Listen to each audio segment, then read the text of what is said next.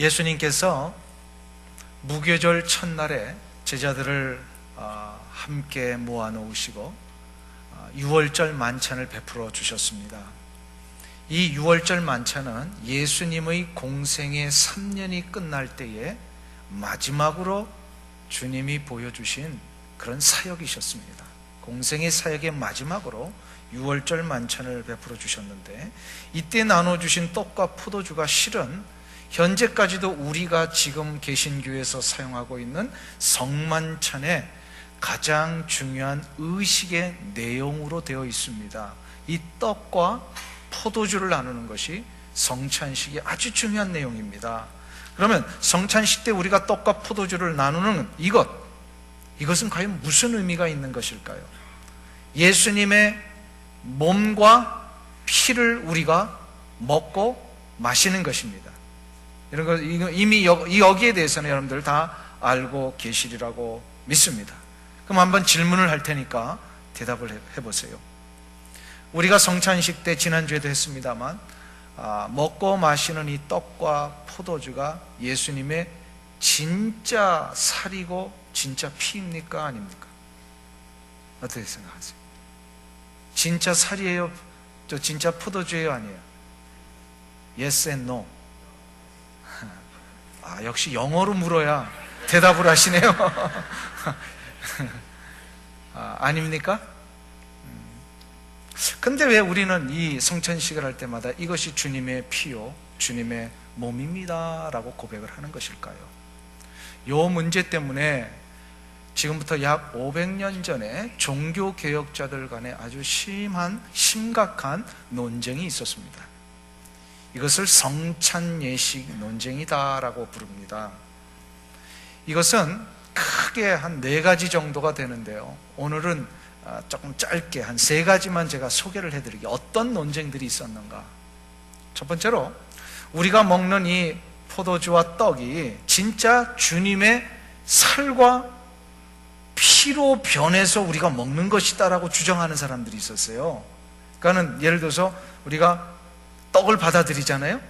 떡을 받아서 이거를 먹는 순간에 이게 주님의 몸이 된다. 그리고 포도주를 마시는 그 순간에 이것이 진짜 주님의 피로 변한다. 이렇게 주장하는 이론입니다. 이거를 화채설이다. 그러니까 화채, 이렇게 몸으로 변한다라고 하는, 이게 당시 500년 전 로만 캐톨릭에서 주장했던 내용입니다. 맞는 것 같아요? 틀리는 것 같아요? 나중에 제가 결정적으로 다시 여쭤볼 테니까 그때 한번 대답해 보세요. 두 번째 이 주장이 있었어요. 그게 바로 뭐냐면 이 기념설이라고 하는 제목을 가지고 있는데, 이게 뭐냐면 찌빙글리 같은 학자가 얘기를 한 거예요. 우리가 먹는 성찬식의 이 떡과 포도주가 주님의 진짜 살과 피로 변하는 것이 아니라 그냥 주님께서도 명령하셨듯이 우리가 그 주님의 몸으로 주님의 피로 기념하면서 먹는 것이다. 이것이 바로 기념설이다. 이렇게 이제 얘기를 합니다. 맞는 것 같아요? 틀리는 것 같아요? 마지막 3번째 소개해 드릴 때까지 한번 대답을 유보해 보세요. 그럼 3번째로, 켈빈 같은 분이 이제 주장을 한 건데요, 이제 영적 임재설이라고 하는 내용이 있습니다. 뭐냐면 우리가 성찬식 때 먹는 떡과 포도주가 주님의 진짜 살과 피를 의미하는 것은 아니지만, 그렇게 변화되는 것은 아니지만, 우리가 그것을 먹는 순간에 성령의 역사를 통하여서 주님의 떡과 포도주에 주님이 영적으로 임재하신다. 이렇게 이제 이야기를 하는 것입니다. 화채설, 또 기념설, 또 영적 임재설, 이 3가지 중에 어떤 것이 맞는 주장 같으세요? 네? 여기는 3번, 저쪽은 2번 그러십니다. 어떤 게 맞으신 것 같으세요? 어느 것도 중요하지 않습니다. 대답은 이겁니다. 이것이 진짜 예수님의 피로 변하냐, 떡이 진짜 몸으로 변하냐, 이런 어떤 의미가 중요한 것이 아니라, 이런 이론적인 그 논쟁에 의해서 무엇이 진짜이냐를 우리가 아는 것보다 더 중요한 게 뭐냐면 바로 주님께서 우리에게 계속해서 시행하라고 하신 이 성찬 예식의 영적 의미가 무엇인지를 깨닫고 그것을 위하여서 우리가 어떻게 결단하며 사느냐, 이것이 더 중요합니다. 그런 의미에서 제가 왜 이 논쟁이 있었던 이야기를 하냐, 누군가 이런 거 가지고 또 물어보는 사람들이 있어요. 야, 우리 교회는 화채설인데 너네 교회는 무슨 설이냐?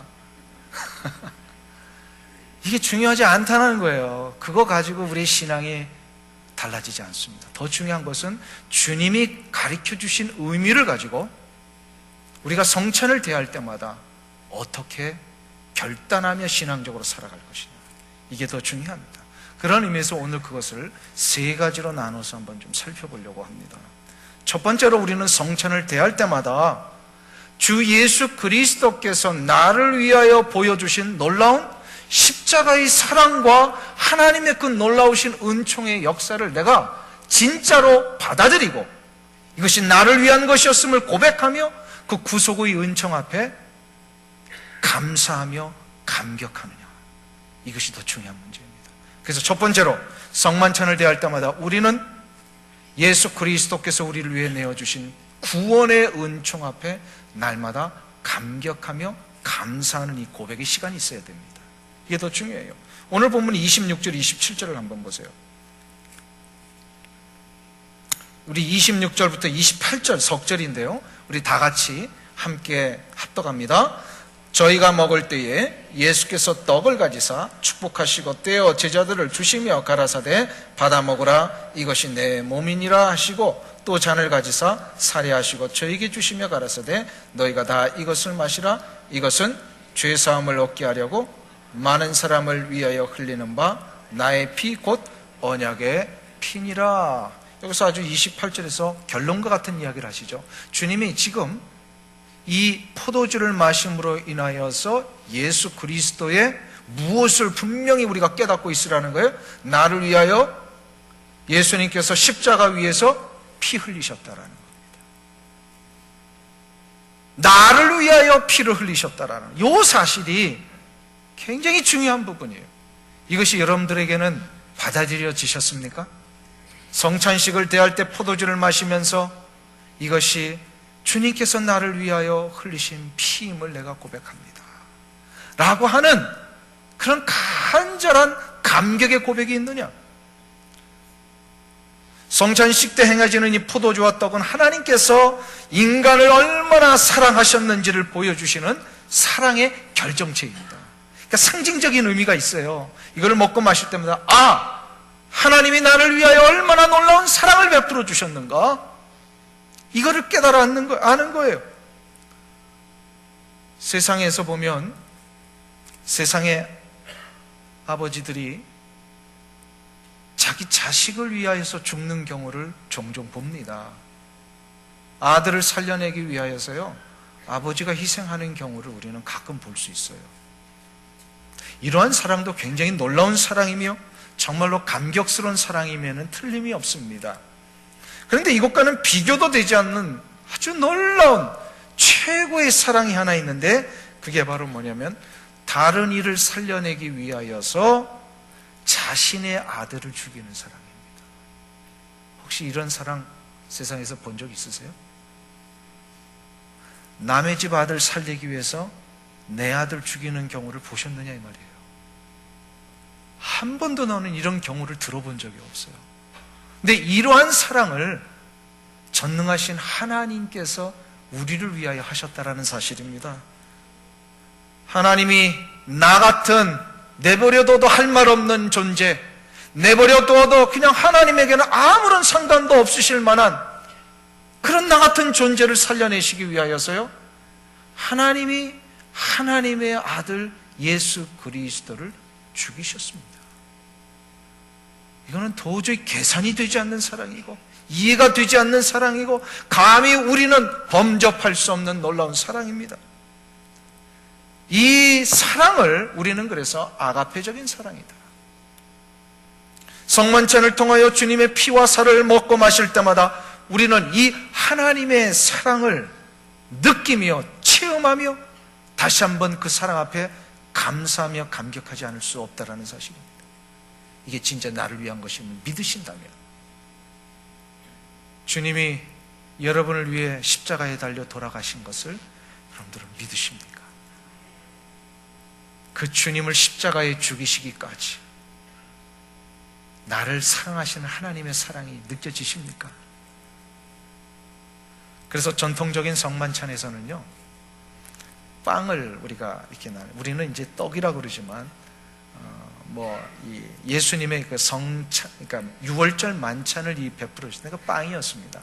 더 정확하게는 그 이스라엘 백성들이 먹는 이렇게 널따란 이렇게 판에다가 구워낸 밀가루 음식이죠. 여기로 말하면 또띠아 같은 겁니다. 이거를 예수님이 유월절 만찬에서 드셨댔어요. 그래서 전통적으로 이 성찬 예식을 거행하는 모든 교회들은 이 빵을 칼로 이렇게 다 조금씩 조각내서 잘라서 먹지 않았습니다. 그냥 하나인 떡을, 하나인 빵을 각자 그 성찬 예식 때 떼어서 먹었습니다. 왜 그런지 아세요? 그 이유는 하나님의 사랑의 결정체인 이 빵에 감히 우리가 칼을 댄다라고 하는 것은 하나님의 그 놀라우신 사랑의 완전과 존귀하심 앞에 누를 끼칠 수 있다라는 생각에서요, 우리가 칼을 대지 않았어요. 그래서 떡에 조각내지 않고요, 전통적인 성만찬은요 떼어서 먹게 되어 있습니다. 그만큼 이게 무슨 얘기예요? 하나님의 이 놀라우신 사랑의 역사 앞에 우리가 감격한다는 거예요. 감사한다는 거예요. 그리고 이 감사와 감격을 내가 잊어버리지 아니하고 잊지 아니하고 날마다 이 의미를 붙들며 살겠습니다. 이것이 되면 어떤 일이 일어납니까? 우리 교회에서도 지난주에 성찬 예식을 하는데 눈물로 이 성만찬을 대하시는 분이 있어요. 십자가의 그 은혜가 막 물밀듯 쏟아지니까 나 같은 인생이 무언데 주님이 지금 나를 위하여 이러한 일들을 하셨는가, 이걸 지금 생각하니까 그 감격이 물밀듯 밀려오는 거예요.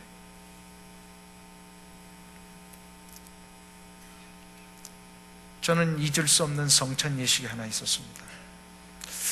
거의 한 지금부터 10년 전의 일로 기억이 되는데요, 인도네시아 단기 선교를 갔을 때에 이 수카랑띵이라고 하는 이 수상가옥 마을에서 주일을 보내게 되었습니다. 이 수상 마을은요, 강가 옆에다가 나무를 이렇게 기둥으로 꽂고서 그 위에 이제 집을 짓고 사는 수상 마을 사람들이에요. 근데 그곳에 유병순 선교사님이 선교를 시작하셔서 복음을 전하고 이제 계속해서 교제가 있던 중에 저희 교회가 그 마을로 계속해서 단기 선교를 갔던 겁니다. 그 당시만 해도요, 저희 교회 이름으로 아직 교회 건축을 하지 못했기 때문에 주일인데 예배를 한 성도의 집에, 우리로 말하면 작은 집인데도 불구하고 그 수상가옥 마을의 수준에서는 굉장히 넓은 집이라고 여겼던 그 한 집에 약 한 50명 가까이가 모여가지고 예배를 드렸어요. 그러니까 밑에는 강물이 흐르고 있고요, 위에는 이렇게 이제 널빤지로 이렇게 쌓아서 거기서 예배를 드리고 있었어요. 근데 그날 예배를 드리는데 성찬 예식을 거행하게 되었습니다. 성찬 예식을 하는데 거기도 그 떡은 그런 거 또띠아 같은 이런 큰 밀가루를 만든 이제 빵을 내왔고요. 그리고 이제 잔에다가 이제 성찬 예식을 하기 위해서 이제 음료수를 부었는데 그 잔을 이렇게 마셔보니까 포도주가 아니라 콜라였어요. 콜라를 담아서 이제 성찬 예식을 했습니다.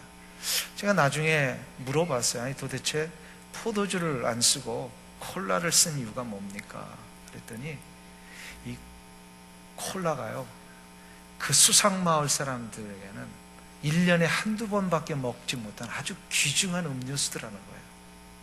그래서 가장 귀중한 음료수를 사용을 해서 성찬 예식을 할 때에 포도주 대신 콜라를 마셨어요. 제가 아직도 그걸 잊지를 못하는데 주님이 그 당시에 나타나셔가지고 야 이놈들아, 너희들은 왜 포도주를 안 쓰고 콜라를 썼냐, 책망하셨을까요? 아닙니다. 저는 굉장히 감격적이었어요. 가장 가장 귀중한 음식을 준비하는 그 마음의 이 정성과 자세가 무슨 의도일까요? 이 성찬 예식, 내 인생에 가장 소중하고 내 인생을 완전히 바꿔놓으신 주 예수 그리스도의 십자가의 의미를 되새기는 이 시간, 이거는 함부로 할 수 없는 시간이다. 그렇기 때문에 자기 인생의 가장 귀중한 음료수를 잔에 담아서 그것을 성찬 예식으로 썼습니다. 그러니까 포도주가 중요하다는 게 아니죠. 이게 진짜 포도주가 주님의 피로 변했느냐, 이거보다 더 중요한 게 뭐냐면 이 시간에 이 잔을 먹고 마심으로 인하여서 나에게 부어주시는 놀라운 구원의 역사가 있느냐, 이것이 감격적으로 나에게 다가오느냐, 만일에 그것이 포도주냐 아니냐, 이것 따지고 있다면 우리 교회도 지난주에 성찬 예식 때 뭐 썼어요? 포도주스 쓴 것 같아요. 그러니까 그 중요하지 않다는 거예요. 그게 지금 중요한 게 뭐예요? 내가 이 포도주를 마심으로 인하여 주 예수 그리스도께서 나를 위하여 흘리신 이 십자가의 보혈이 정말로 나를 위한 것이었으면 고백할 수 있느냐? 이것이 고백되어지는 분들은요, 감격하지 않을 수 없어요. 감격하지 않을 수 없어요. 눈물로 이 잔을 마시지 않을 수가 없는 거예요. 그래서 그 성찬 예식을 하는데 그 자리에요, 우리 교회에서 가신 분이 아니에요. 다른 교회에서 이렇게 조인하신 권사님 한 분이 계셨어요. 그 권사님이 성찬 예식을 하는데 그냥 정말로 이렇게 옆에 있는 분의 방해가 될 정도로 그냥 펑펑 우시는 거예요. 그냥 눈물이 툭툭툭 떨어지면서 이거 주체하실 수가 없는 거예요. 그래서 참 은혜를 받으셨구나. 나는 그 정도만 생각을 했는데 나중에 끝나고 나서 이 권사님하고 개인적으로 대화할 때 뭐라고 얘기를 하시냐면, 이분이 그 선교 오기 전까지 신앙의 갈등과 아픔 때문에요, 신앙을 거의 포기하려고 했던 그런 상황이셨더라고요. 주님에 대한 사랑에 대한 이 첫사랑, 이것도 다 잊어버리고 그냥 드라이 해가지고 그러던 상황에서 그 오지에 들어와서 그 수상마을에서 성찬식을 대하는데 그것을 콜라를 마시는 순간에 하나님이 자신을 향하신 그 사랑이 얼마나 놀라운, 이게 막 확 물밀듯 밀려오는데 주체하실 수가 없었다는 거예요. 거기서 회복이 되셨어요. 콜라 마시고. 와, 이게 성찬의 의미입니다. 우리는 콜라 마시면 반응이 어때요?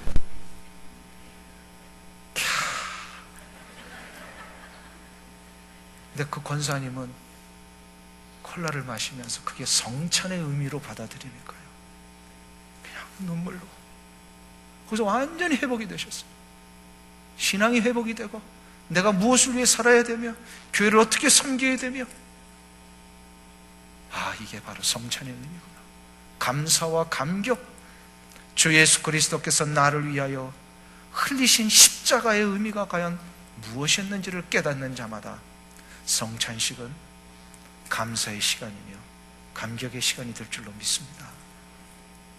두 번째로, 우리가 성만찬을 대할 때마다 어떠한 결단을 해야 되느냐, 이 예식을 통하여서요, 우리는 하나됨의 역사들을 이루어가야 합니다.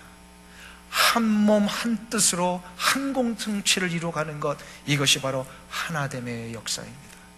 오늘 본문 7절을 한번 보실까요? 아주 중요한 말씀을 또 해주고 계세요. 27절 같이 합독하겠습니다. 또 잔을 가지사 살해하시고 저희에게 주시며 가라사대 너희가 다 이것을 마시라. 여기서 아주 중요한 표현을 하셨어요, 주님이. 너희가 다 이것을 마시라. 이거를 원어적으로 이렇게 가만히 해석을 해보면 이게 무슨 얘기냐면, 너희는 다라고 하는 것은 all together, 그러니까 이게 모두가 다 하나 되어 마시라, 그런 뜻이에요. 모두가 다 하나 되어 마시라. 그래서 성만찬을 할 때요, 전통적으로 잔을 하나 가지고 마셨습니다. 지금도 어떤 교회들은요, 이 잔을 하나 가지고 이렇게 집례자가 앞에 있으면 나와가지고 그 잔을 마시고요, 그 마신 자리를 이렇게 닦아줘요, 헝겊으로. 그리고 돌려서 또 같이 마시고. 그래서 미국에서는 이제 그게 이제 위생상 안 좋기 때문에 그걸 이제 조금 편리하게 바꿨습니다. 떡도 다 개인용으로 잘라주고 또 잔도 다 일회용으로 그 사람이 먹는 잔으로, 그리고 그것을 이제 다 폐기하죠. 자, 그런데 오늘 주님께서 너희가 다 이것을 마시라라고 하셨을 때 이것은 무슨 뜻이냐면 성만찬을 대할 때마다 이 성찬 예식에 참여하는 모든 사람들이 하나가 되어 먹으라, 그런 뜻이에요. 하나가 되어. 오래전의 일입니다. 성찬식을 진행할 때에 저는 이제 지난주에도 그렇게 했습니다만 성찬의 의미가 무엇인지를 언급하고, 그리고 또다시 부탁을 합니다. 주님의 떡과 잔을 받기에 합당치 않은 죄를 지었다고 생각하시는 분들은 오늘 그 성찬 예식을 사양하시고 다음 후에 참여하시기를 바랍니다. 이제 이런 얘기를 제가 하잖아요. 성찬 예식을 거행할 때. 아마 수년 전에도 제가 그 똑같은 얘기를 했던 것 같아요. 이때에 성찬 예식이 끝나고 나가면서 한 권사님이 저에게 조용히 물어보셨습니다. 목사님, 잔과 떡을 받기에 합당하지 않은 죄를 지었다는 게 무슨 뜻인가요? 이렇게 물어보셨어요. 그래서 그 의도 자체가 본인은 그 성찬 예식을 하기 전에도 이렇게 죄된 마음이 있었고 죄스러운 이런 마음이 있었는데 이거를 받아야 되냐 못 받아야 되냐 뭐 이런 갈등이 있으셨기 때문에 물어보신 것 같아요. 자, 그러면 제가 여러분들에게 다시 한번 여쭙고 싶습니다. 주님의 떡과 잔을 받기에 합당치 않은 죄가 뭐라고 생각하십니까?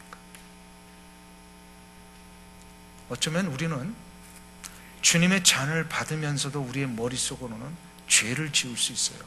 죄된 본성이 있기 때문에. 지금 그거를 이야기하시는 걸까요? 지금 이거는 고린도전서 11장 27절에 나오는 이야기를 제가 그대로 전해드리는 거예요. 주님의 잔과 떡을 받기 합당치 않은 죄를 지은 사람은 다음으로 하십시오라고 하는 것은 무슨 뜻이냐 이 말이에요. 이것은 그 순간순간마다 우리의 내면 속에 일어나는 그 죄 지은 자들이 그러면 이제 성찬 예식에 참여할 수 없다라고 하는 뜻이 아니라, 이거는 주님이 우리에게 성찬 예식을 제정해 주셨을 때에 그 의도와 목적에 위배되는 죄를 지은 걸 얘기합니다. 주님이 성찬 예식을 제정해 주신 목적과 의도에 위배되는 죄가 무엇인가요? 이것이 바로 고린도전서 11장 27절에 나오는 얘기입니다. 우리 한번 찾아보겠습니다. 고린도전서 11장 27절.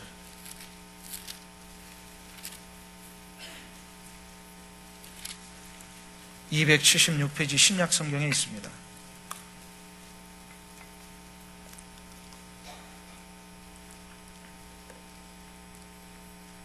고린도전서 11장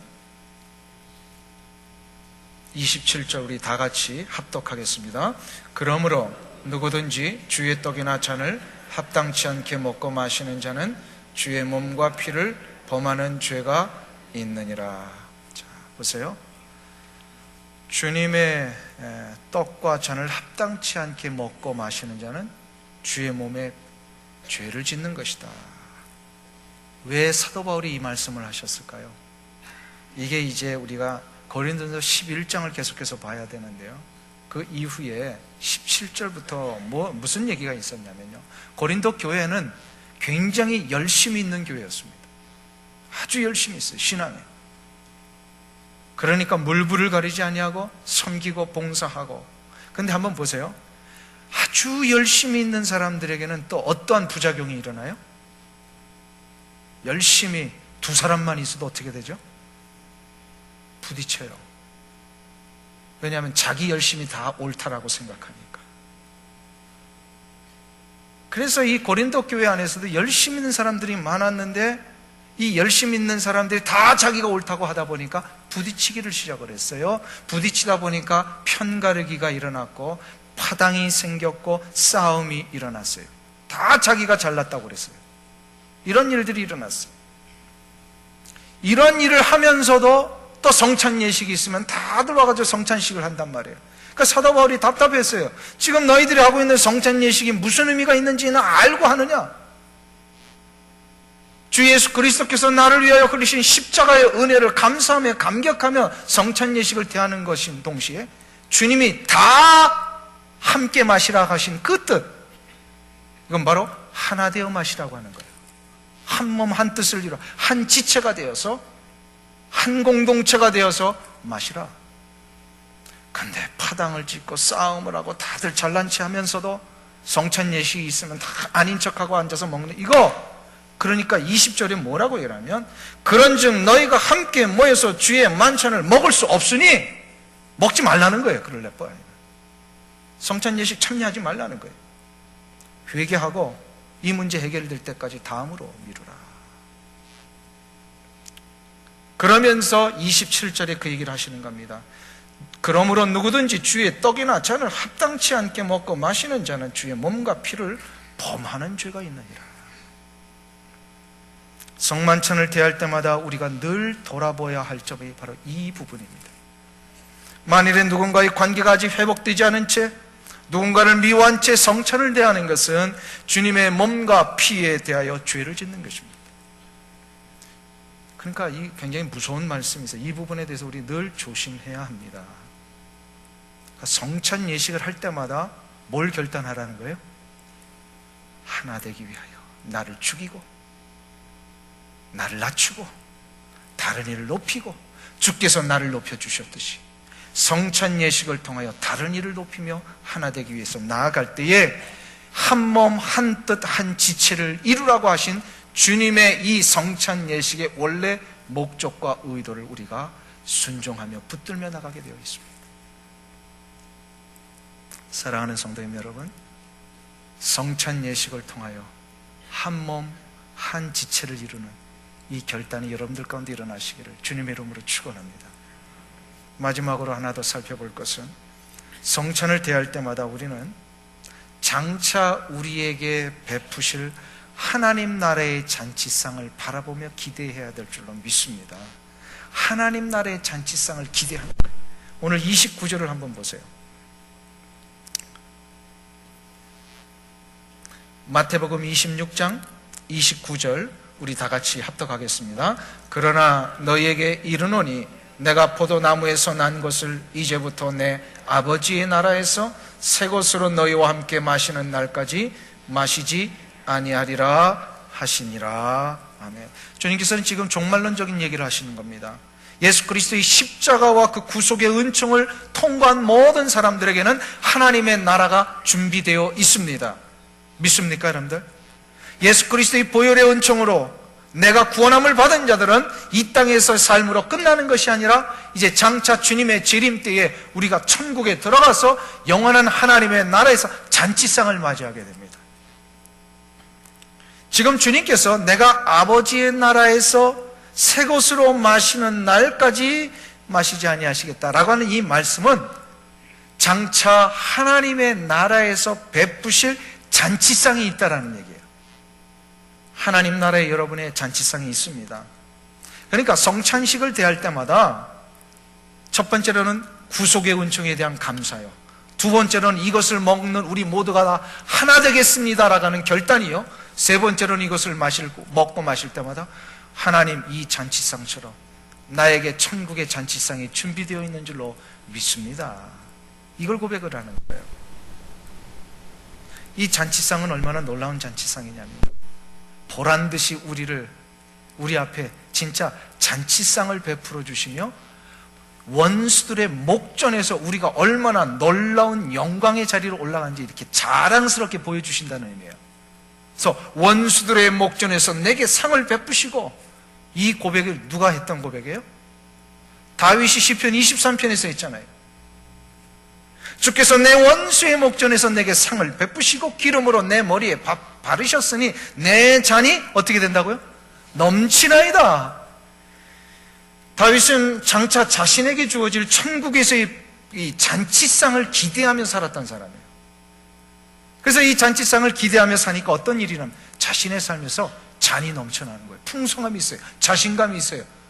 그러니까 현재 있는 상황 때문에 그냥 좋았다, 슬펐다, 울었다, 웃었다 이러지 않았다라는 거예요. 늘 동일했어요. 왜요? 지금 이거는 임시로 있는 것이고 앞으로 내게 이 주어질 그 놀라운 천국의 잔치상 때문에 내가 언제나 감격 속에 기대한다는 거예요. 감격 속에 기대하는 것. 이 소망만 있으면요, 우리는 지금 우리의 먹고 마시는 것 때문에 그렇게 연연히 하지 않게 됩니다. 참 이민자로 살아가면서 우리가 참 어려운 시간들을 많이 보내셨잖아요. 그렇기 때문에 어떤 분들은 이 손에 조금 쥐어진 것, 이것 때문에 좋아하기도 하고, 어떤 분들은 이거 없는 것 때문에 힘들어하기도 하고, 어깨에 힘이 축 빠지기도 하고. 근데 그럴 필요가 없는 게 뭐냐면요, 이건 뭐 잠시 누리는 거예요. 잠시 있는 거예요. 진짜로 우리가 누릴 영광은 어디에 있어요? 저 천국의 잔치상에 있어요. 잔치상에 있어요. 장차 우리가 주님의 거룩한 나라에 들어가는 날, 선교사님이 한번 오셔서 그 비유를 드신 것 같아요. 우리가 천국에 들어가서 의의 면류관을 쓰고 잔치상을 베푸는 것은 어떤 것이냐? 올림픽에서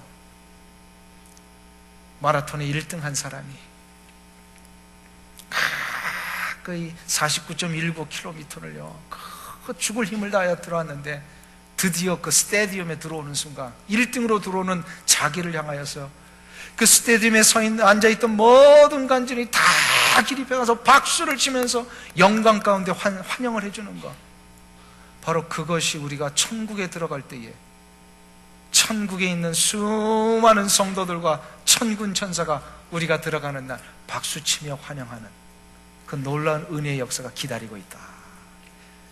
여러분들에게 이것이 기다리고 있으면 믿으십니까? 이게 기대가 되세요? 전혀 기대를 안 하시는 것 같아요. 얼마나 좋은 건데. 이게 기대가 되면 내 손에 조금 들어온 거 가지고 어깨에 힘 주지 않습니다. 저 어떤 분들 보면 지금 이 세상 사는 동안에 내 손 안에 들어온, 내 주머니에 조금 들어온 그것 때문에 어깨에 힘 주고 그냥 목이 얼마나 뻣뻣해지는지. 근데 진짜 어깨에 힘 줄 거는요, 내가 저 영원한 천국에 들어갈 때 나에게 잔치상을 베풀어 주시는 그 놀라운 하나님의 역사가 준비되어 있음을 확신할 때, 어깨에 힘 주셔도 돼요. 그때는. 그러면요, 세상을 호령합니다. 세상을 주도합니다. 세상에 끌려가지 않고, 세상의 일시적인 것 때문에 울거나 웃지 않고 자신 있게 이 세상을 향하여 나아갈 수 있게 됩니다. 저는 오래전에 백수를 넘기신 한 권사님의 장례를 집례한 적이 있었습니다. 우리 교회에 와가지고 제가 백수 넘기신 권사님 2번을 장례를 했어요. 별로 안 놀라시는데, 이 백수 넘긴다는 게 얼마나 축복인지 아세요? 한 세기를 사신 거예요. 그리고 102살에 이 세상을 떠나셨어요. 아직도 그 병원에 계시지만 백수 넘기신 권사님 한 분 또 계시죠, 저희 교회. 자, 우리 교회에 주신 축복 중에 하나가 이 장수의 축복이 아닌가 싶어요. 참 감사한 일이에요. 그래서 백수를 넘기신 그 권사님 돌아가시기 얼마 전에 가족들이 갑자기 요청을 하셨어요. 급하게 임종 예배를 좀 드렸으면 좋겠습니다. 그래서 누워 계시는 병원으로 임종 예배를 하러 들어갔어요. 근데 임종 예배를 시작하려고 하는데, 이 권사님 손에 1달러 지폐 한 2-3장 정도가 이렇게 쥐어져 계시더라고요. 이렇게. 그래서 예배 시작 전에 물어볼 수도 없고, 그래가지고 이제 예배를 다 끝나고 가족들에게 물어봤어요. 아니, 도대체 권사님이 저 1달러짜리를 몇 장 쥐고 계시는데 이게 왜 그러십니까? 설명을 듣고 나서야 알았어요. 그것은 쥐고 계시는 이유가 이 권사님이 이 돈에 대한 집착이 있으신 그 분위기 때문에 그런 게 아니더라고요. 돈에 대한 집착도 아니고, 돌아가시는 마당에 평소에 한 번도 써보지 못하고 고생만 했기 때문에 자녀들이 이거라도 좀 한번 쥐어보십시오 하고 드린 것도 아니에요. 그런 의미가 아니에요. 그것은 지금 마지막을 호흡을 가다듬고 계신 그 권사님의 소원이요 마지막 부탁 때문이었더라고요. 오래전부터 이제 병원에 들어가셔서 누워서 병실에서 이렇게 계실 때에 주일만 되면 스스로 이렇게 혼자서 예배를 드리셨어요. 그 예배를 드리실 때마다 그 어른이 단 몇 달러라도 11조를 하고 감사 헌금을 하시는 것을 철칙으로 여기셨대요.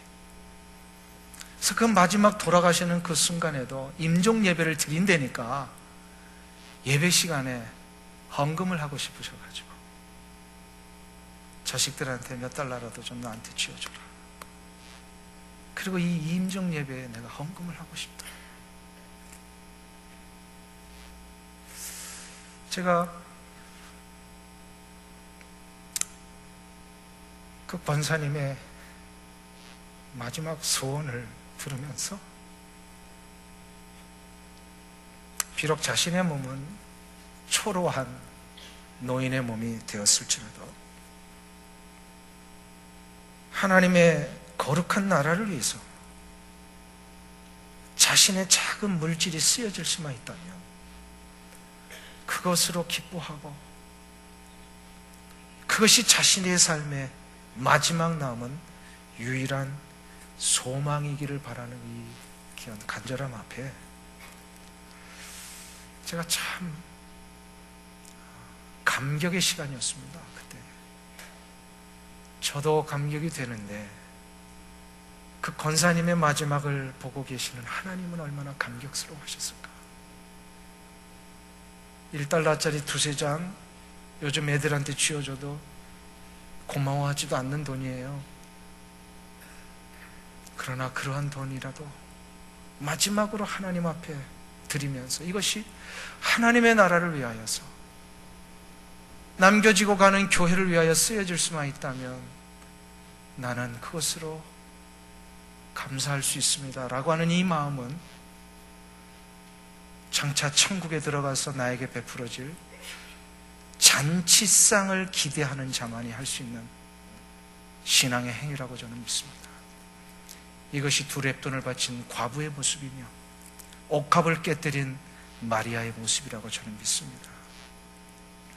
사랑하는 성도님 여러분,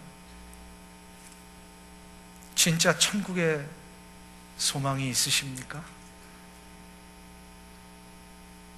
진짜 내가 하나님 나라에 들어갈 때에 하나님이 보란듯이 원수들의 목전에서 저 원수들의 그 모든 것들을 다 결박하시고 지옥에 쳐넣으시면서 이 세상에서 그렇게 어렵고 힘들게 나의 인생의 시간과 물질을 바쳐가며 모든 고난을 이겨낸 성도들을 위하여 보란듯이 잔치상을 베푸실 하나님의 은혜의 역사가 기다리고 있음을 여러분들은 믿으십니까? 그것을 믿으신다면 그것은 현재 내가 이 세상을 사는 자세가 분명히 달라지시게 될 줄로 믿습니다. 저 하나님의 나라를 위해 나의 남은 것까지 투자하고 드리고 헌신할 때에 하나님은 여러분의 모습을 분명히 기뻐하시리라고 믿습니다. 이 은혜가 여러분들 가운데 일어나시기를 축원합니다. 기도하겠습니다.